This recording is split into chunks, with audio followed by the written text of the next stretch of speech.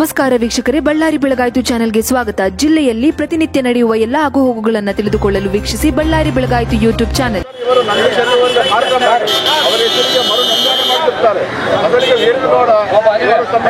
ಕನ್ನಡ ನಾಡು ರೈತ ಸಂಘದ ವತಿಯಿಂದ ನಮ್ಮ ಹಿರಿಯ ರೈತ ಮುಖಂಡರಾದಂಥ ವೀರನಗೌಡ ಅವರು ಈ 2013ನೇ ಇಸ್ವಿಯಲ್ಲಿ 11,25,000 ತಮ್ಮ ಗೃಹ ಬಳಕೆಗೆ ಮತ್ತು ಕೃಷಿ ಚಟುವಟಿಕೆಗಳಿಗೆ ಸಾಲ ಪಡೆದಿರುತ್ತಾರೆ.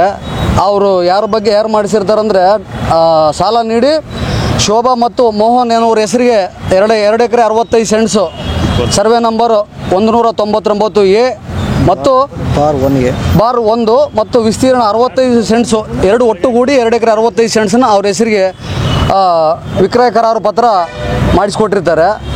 ಇದಕ್ಕೆ ಯಾವುದೇ ಕಾಲದ ಮಿತಿ ಇಲ್ಲದೆ ತಾವು ಬಡ್ಡಿ ಮತ್ತು ಅಸಲು ಸಮೇತ ತೀರಿಸಿದ ಆ ಅಂದಿನ ದಿನ ಮತ್ತೆ ಯಾವುದೇ ತಕರಾರುಗಳಿಲ್ಲದೆ ಯಾವುದೇ ಒಂದು ಕಂಡೀಷನ್ ಹಾಕಲಾರದೆ ಇವರಿಗೆ ಮತ್ತೆ ವಾಪಸ್ ಮಾಡಿಸ್ಕೊಡ್ತೀವಂತ ಅವತ್ತಿನ ಒಂದು ಪತ್ರದ ಮುಖಾಂತರ, ಯಾವುದೇ ಒಂದು ಬಾಯಿ ಮಾತಿಂದಲ್ಲ, ಇದು ಪತ್ರದ ಮುಖಾಂತರ ಅವರಿಗೆ ವಿಷಯ ತಿಳಿಸಿರ್ತಾರೆ. ಸತತ 5 ವರ್ಷಗಳಿಂದ ನಮ್ಮ ಹಿರಿಯ ವೀರನಗೌಡ ಅವರು ಅವ್ರ ಮನೆ ಸುತ್ತ ತಿರುಗಿ ಭಾಳ ಹೈರಾಣ ಆಗಿರ್ತಾರೆ.